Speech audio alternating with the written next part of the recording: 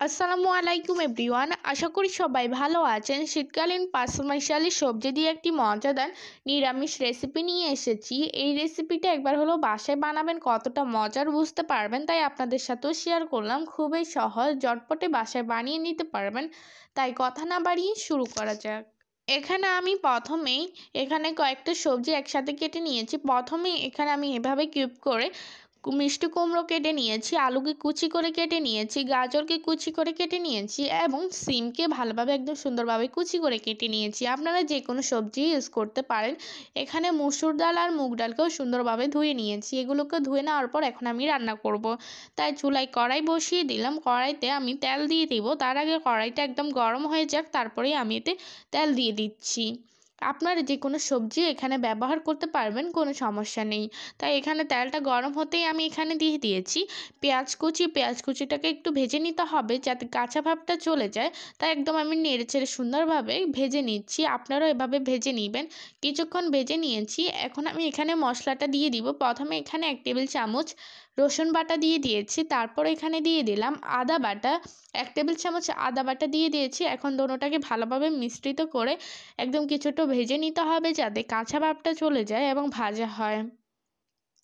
কিছুক্ষণ ধরে এভাবে ভেজে নিয়েছি, দেখতেই পাচ্ছেন। এখন আমি ধুয়ে রাখা ডালগুলো দিয়ে দিচ্ছি। এখানে আপনার পরিমাণ মতো ডালটা ইউজ করবেন, যে পরিমাণ আপনারা রান্না করবেন ওই পরিমাণে আর কি ইউজ করবেন। এখন আমি ভালোভাবে মিশিয়ে ডালটাকে একটু কিছুক্ষণ ভেজে নিতে হবে। দেখতেই পাচ্ছেন আমি একদম নেড়েচেড়ে সুন্দরভাবে ভেজে নিচ্ছি। আর চুলার আঁচটা আপনারা মিডিয়াম রাখবেন। দেখুন কিছুক্ষণ ভেজে নিচ্ছি, আপনারাই দেখতেই পাচ্ছেন। এখন আমি দিয়ে দিব এখন আমি দিয়ে দিব সবজিগুলো। দেখতেই পাচ্ছেন এখানে আমি এই পরিমাণ সবজি নিয়েছি। আপনারা যে পরিমাণ রান্না করবেন ওই পরিমাণে সবগুলো মশলা ইউজ করবেন। তারপর এতে দিয়ে দিলাম টমেটো কুচি। এখানে টমেটোটা দিয়ে দিয়েছি। এখন আমি ভালোভাবে মিশিয়ে সবগুলোকে একটু কিছুক্ষণ ভেজে নিতে হবে। তাই একদম আমি নেড়েচেড়ে সুন্দরভাবে মিশিয়ে নিচ্ছি। আপনারাও এভাবে মিশিয়ে নেবেন।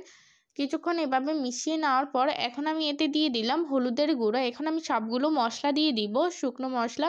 তারপরে দিয়ে দিলাম লবণ। এখানে আমি স্বাদ মতো লবণ দিয়ে দিয়েছি। এখন আমি আবারও ভালোভাবে মিশিয়ে নিব। লবণটা যাতে পুরোপুরি সবজির সাথে ভালোভাবে মিশে যায় এবং হলুদের কালারটা চলে আসলেই আমরা বাকি মশলাগুলো দিয়ে দিব। আপনার পরিমাণ মতো সবগুলো মশলা ইউজ করবেন। কিছুক্ষণ ধরে এভাবে মিশিয়ে নিতে হবে। আর চুলার আঁচটা একদমই মিডিয়াম রাখবেন, একদমই বাড়াবেন না। তাই কিছুক্ষণ ধরে এভাবে মিশিয়ে নেওয়ার পর দেখুন হলুদের কালারটা একদমই চলে এসেছে। এখন আমি এতে দিয়ে দিব ধনিয়া গুঁড়ো। এখানে আমি ধনিয়া গুঁড়ো দিয়েছি। তারপর এখানে দিয়ে দিচ্ছি জিরে গুঁড়ো। ধনিয়া গুঁড়ো, জিরে গুঁড়ো দিয়ে দিলাম। তারপর এখানে আমি দিয়ে দিচ্ছি মরিচের গুঁড়ো। এখানে আমি 1 টেবিল চামচের মতো মরিচের গুঁড়ো দিয়ে দিয়েছি।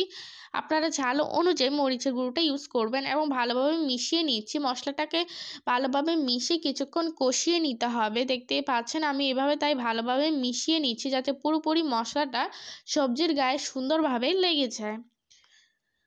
দেখতেই পাচ্ছেন কিছুক্ষণ ধরে এভাবে আমি মিশিয়ে নেওয়ার পর কিছুক্ষণ কষানোর জন্য ঢাকনাটা দিয়ে দিলাম। কিছুক্ষণ পর আমি ঢাকনাটা তুলে নিব। দেখতেই পাচ্ছেন কতটা সুন্দরভাবে সবগুলো কালার চলে এসেছে। আর অবশ্যই মনে রাখবেন যাতে নিচে না লেগে যায়, একদম যাতে নিচে না লেগে যায় অবশ্যই। তাই চুলার আঁচটা মিডিয়াম রেখে একদম সুন্দরভাবে কষিয়ে নেবেন। কষানোটা যতটা সুন্দর হবে স্বাদটা ততটাই ভালো হবে। এখন ভালোভাবে কষিয়ে নেওয়ার পর এখন আমি পরিমাণ মতো ঝোল দিয়ে দিচ্ছি। এখানে আপনারা পরিমাণ মতো ঝোল দিয়ে দিবেন, কারণ সবগুলো সবজি বেশিক্ষণ লাগবে না সিদ্ধ হতে। তাই এখানে আমি অল্প পরিমাণে পরিমাণ মতো পানিটা দিয়ে দিয়েছি। এখানে সবগুলো সবজি বেশিক্ষণ লাগে না সিদ্ধ হতে। তাই আমি এখানে অল্প পরিমাণে পানি ইউজ করে ঢাকনাটা দিয়ে দিলাম বলক আসা পর্যন্ত। বলক আসলেই আমি ঢাকনাটা তুলে নিচ্ছি। দেখতে পাচ্ছেন পুরোপুরি বলক চলে এসেছে। এখন আমি একদম নেড়েচেড়ে সুন্দরভাবে দিচ্ছি। আর আপনারা অবশ্যই চুলার আঁচটা মিডিয়াম রাখবেন আর ঝোলটা শুকানোর জন্য অপেক্ষা করবেন। তাই আপনারা 1 বার 2 বার ঢাকনা তুলে নেড়ে ছেড়ে দিবেন। দেখুন আমি আবারও ঢাকনাটা দিয়ে দিয়েছি, আবারও ঢাকনাটা তুলে নিচ্ছি। দেখুন কতটা পানি কমে গিয়েছে। এভাবে আপনারা পরিমাণ মতো ঝোলটা শুকিয়ে নেবেন বা মিডিয়াম রেখে দিবেন। যে পরিমাণ আপনারা ঝোল রাখতে চান। এখন আমি এটাকে ভালোভাবে পানিটা শুকিয়ে মিডিয়াম করে নেওয়ার পর এখন আমি ধনিয়া পাতা কুচি দিয়ে দিব। শীতকালে ধনিয়া পাতা দিলে খেতে মজাই লাগে মাশাআল্লাহ। ধনিয়া পাতার টেস্ট দারুণ হয়ে যায় তরকারির মধ্যে দিলে। তাই এখানে আমি ধনিয়া পাতাটা দিয়ে একটু মিশিয়ে নিচ্ছি। মিশিয়ে নেওয়ার পর একদম নেড়েচেড়ে দিয়ে আবারও কিছুক্ষণের জন্য ঢাকনাটা দিয়ে দিচ্ছি। আর অবশ্যই মনে রাখবেন তরকারিটা হওয়ার 5 থেকে 6 মিনিট আগেই ধনিয়া পাতাটা দিবেন, এতে সুগন্ধি ভরে যাবে। দেখুন পুরোপুরি সুন্দরভাবে আমি একদম নেড়েচেড়ে দিচ্ছি এবং ঝোলটাও পরিমাণ মতো হয়ে গিয়েছে, তেলটাও বের হয়ে গিয়েছে। এখন আমি নিরামিষটা তুলে নিব। দেখতেই পাচ্ছেন কতটা সুন্দর হয়েছে, একদমই ইজি, খুব অল্প সময়ের মাধ্যমে আপনারা এভাবে বানিয়ে নিতে পারেন। এখন আমি একটি প্লেটের মধ্যে ঢেলে নিচ্ছি। আপনাদের বাসায় যদি কিছু না থাকে মাংস বা মাছ তখনই এই কয়েকটা সবজি দিয়ে আপনারা খুবই মজাদার মাংসের টেস্টে এই নিরামিষটা বানাতে পারেন। দেখুন রেসিপিটা দেখতে কতটা লোভনীয় লাগছে মাশাআল্লাহ, খুবই মজা। জাস্ট একবার হলো আপনারা বাসায় বানাবেন। শীতকালে এই মজাদার নিরামিষ হলে আর কিছুই লাগবে না। সবসময় তো আর এগুলো ভালো লাগে না খেতে, তাই আজকে আমি এই রেসিপিটা আপনাদের তৈরি করে দেখালাম। যদি রেসিপিটা ভালো লাগে অবশ্যই চ্যানেলটা সাবস্ক্রাইব করবেন, পাশে থাকা বেল আইকনটি ক্লিক করে রাখবেন। ভালো থাকবেন, সুস্থ থাকবেন, ভিডিওতে লাইক কমেন্ট শেয়ার করবেন। আল্লাহ হাফেজ।